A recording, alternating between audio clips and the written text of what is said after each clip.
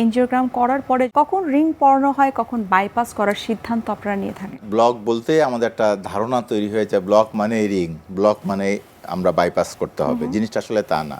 কোনো কোনো ব্লকের ক্ষেত্রে আমাদের শুধুমাত্র ওষুধে রাখি আমরা, কোনো কোনো ব্লকের ক্ষেত্রে আমরা রিং লাগাই দিই, কোনো কোনো ক্ষেত্রে ব্লকের ক্ষেত্রে আমরা বাইপাস সার্জারির জন্য পাঠাই দিই আমরা কার্ডিয়াক সার্জনের কাছে। আমরা কার্ডিওলজিস্ট আমরা সাধারণত রিং লাগাই বা মেডিকেল ট্রিটমেন্ট দিই, ওষুধপত্র দিই।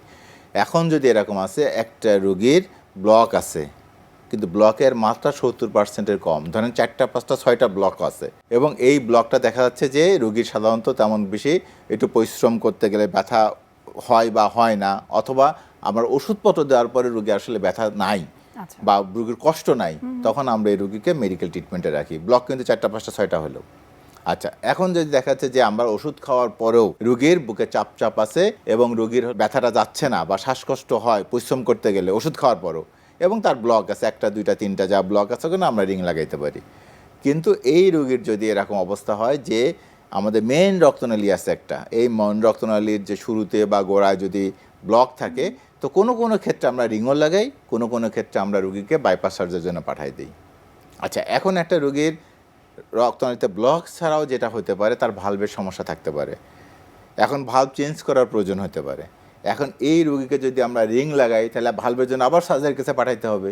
তো এই ক্ষেত্রে আমরা দেখা যায় যদি ব্লক যদি 1টা 2টাও থাকে, তখন আমরা এই রোগীকে একবারে যাতে এর ভালভও চেঞ্জ করা যায় আবার ব্লকের জন্য বাইপাসও করা যায়, একসাথে যাতে কাজটা হয়ে যায়, তার খরচও কম ব্যাপার আছে, তখন আমরা তাকে সার্জারির জন্য পাঠাই।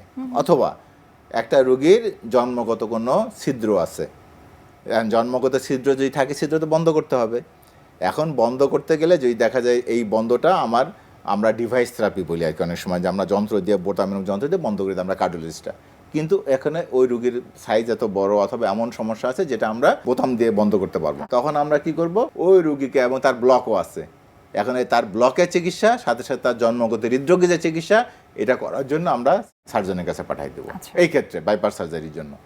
আর আমরা ওই যে ব্লক যেটা আছে, ব্লকের মাত্রা যদি 70 ভাগের বেশি হয় এবং সিমটম বলে, সিমটম আমার ফ্লো লিমিটিং, অথবা আমরা কথাটা বলি যে রোগীর সিমটম আছে ওষুধ খাওয়ার পর, তখন এই রোগীকে আমরা সাধারণত রিং বসাই দিই।